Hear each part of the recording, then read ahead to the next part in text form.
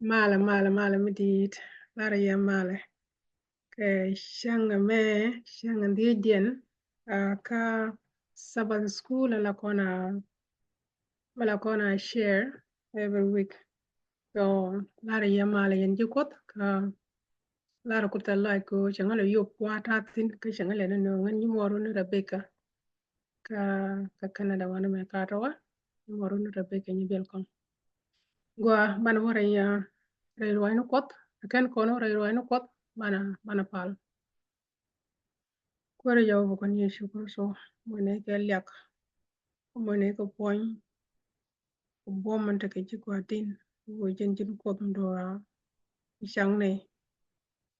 wadin ti dial tin tel ne bom da ne lat ke je ne ke lat ke ji wo jin mo ne ka bom mo ne ke yedo da jin ti ne ke rwani ko waden ti ji wadin ko ne use o a ci rwani ko la ne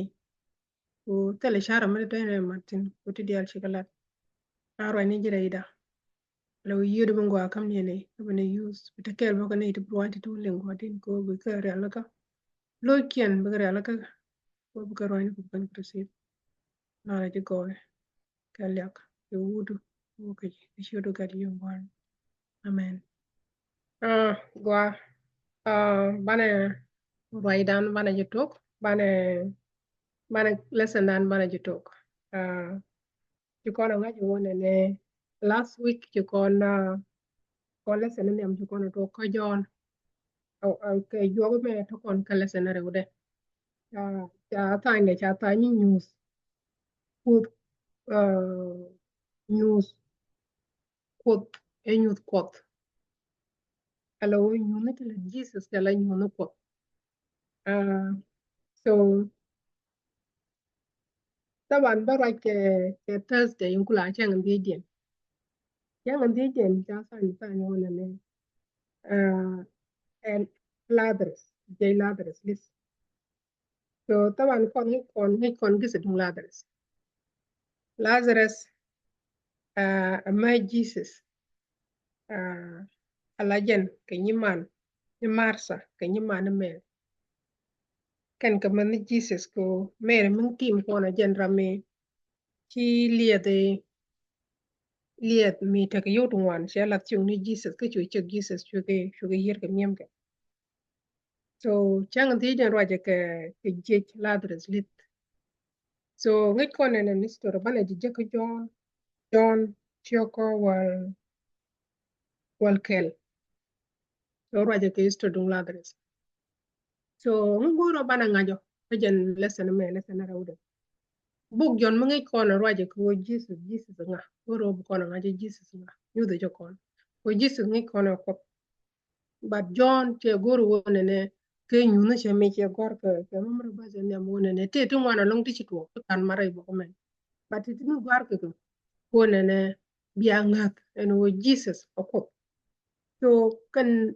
miracle dia kan ti bobom ti let Jesus ka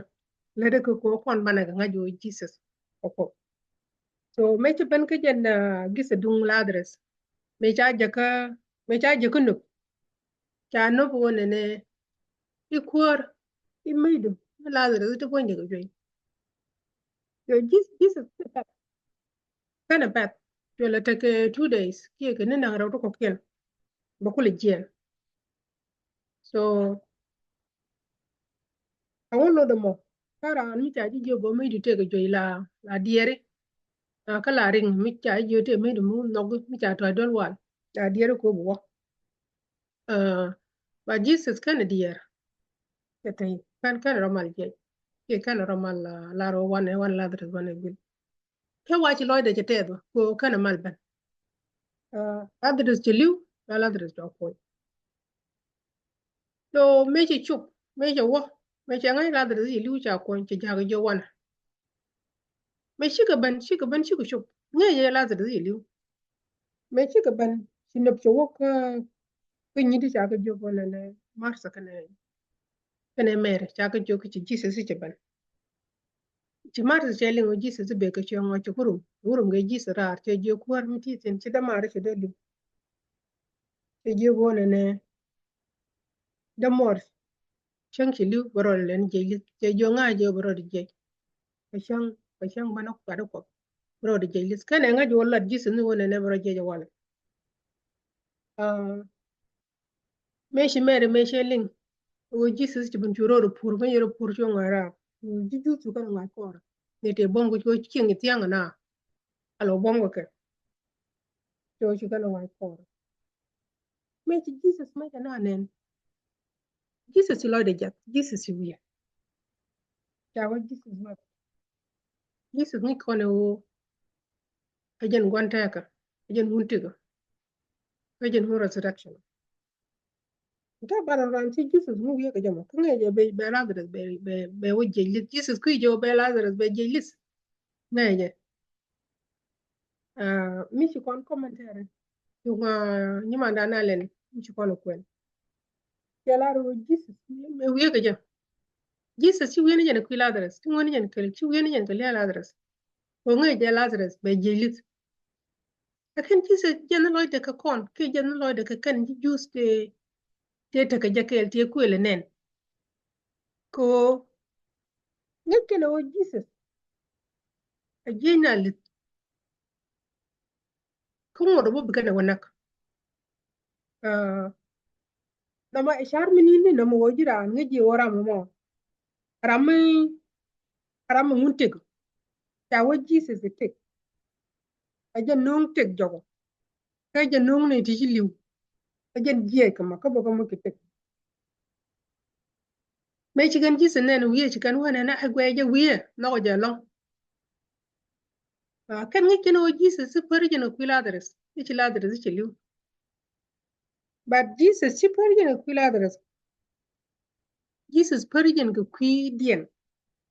kanai ti biya nene wo Lazarus jam ga tek ya jelis ka bukan wo bukan nak wada ba ka kwasanta wani ne da mu ci Jesus la da muku ji support kan ti lada ku ti lada ku ga support bani kwen ka John bas ngoro bu kono tin ka John ci ka wal ten bani kwen ba da daro bas jandara wudu dik bas jandara wudu ba ya gorti wo shu ji je ki egan je na lis ke wo egan tik ne jen ngat ka shaka bi shika biliu bi ka tik ka ne ideal tin tik ka ngat ka shika bi madliu jen ngat mame jisa ju konti chelar egan tik jen ngan je na lit ram ngat shinki liu bro na je lit kara mitek ngat nga shibiliu arwainu ko tu ko to kam kon awala John goro jem boko me ko bana nga jo Jesus ko anga nguntego ko ajen nguntego Jesus be banyo na jo kono ajen ko de jete ko ne tin ngaje en wonne ne ajara man nguntek ka je na lit ka bale nak aken ka jara marom tege tade kan ngi wo jen ko marom tege tade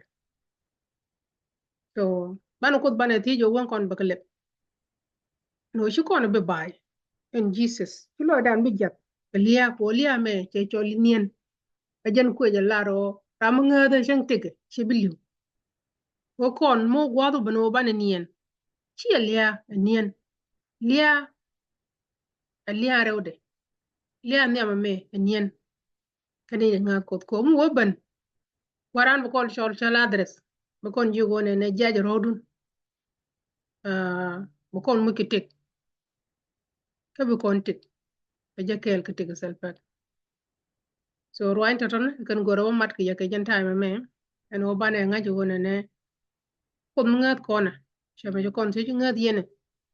tel me bijat ko loyan tel me dwal kona ci kon bu dwal ga liya ci kon bu dwal ga bot ci kon bu dwal ga choch ko ngi kono ring me mu wi chu yu wo nien ci liya dum da nien mo ko rano ko mu wo ban wora njel ke tek ka tede ba kon chol chioni kon be chol Mary mo chol Rebecca be chol Sarah je rodu bana rodan je che me che la de che chol che jogi je rodu ajara mata ke hop tel ram do dien mata ke hop ajara mata ke tek midorar ka ajara mata ke hop go bitek baban chenkel wo mo liaring me wo ban wa ba shoma wana ma ba ko ba ti ko wan titini baka lat lo don